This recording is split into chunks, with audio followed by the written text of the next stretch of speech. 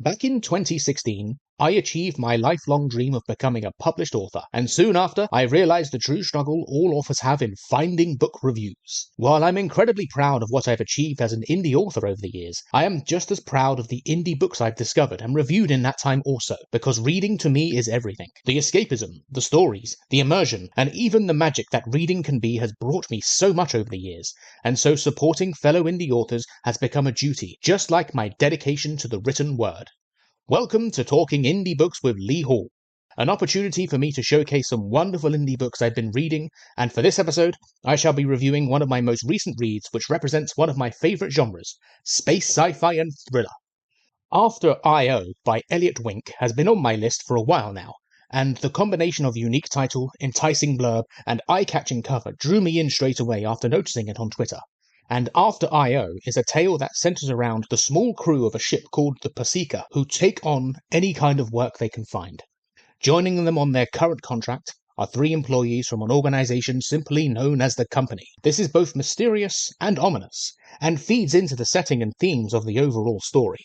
The setting being the deep, dark depths of space, where anything is possible, or even lurking out there. While these themes that may be familiar for the genre, what follows makes for a thrilling and suspense-filled tale with some original ideas.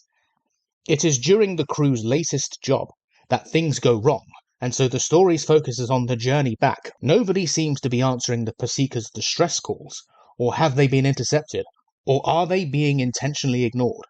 The psychological and paranoid questioning elements begin to emerge here as the crew find themselves isolated in the different compartments of a ship that is in grave danger after a mysterious incident during their return journey.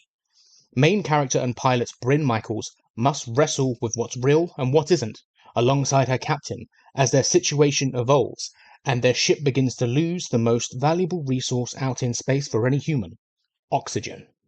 Their journey slowly builds towards a realization that the implications of that contract with the Company going wrong might be the reason why the fate of their ship and their own lives are moving towards disaster. Or is it just in their heads?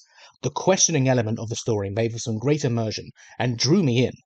And so, to quote my recent written review, the implications of decision-making and how everything plays on the conscience of the characters is laid out well by Elliot Wink, and there are some chilling moments where everything isn't quite what it seems.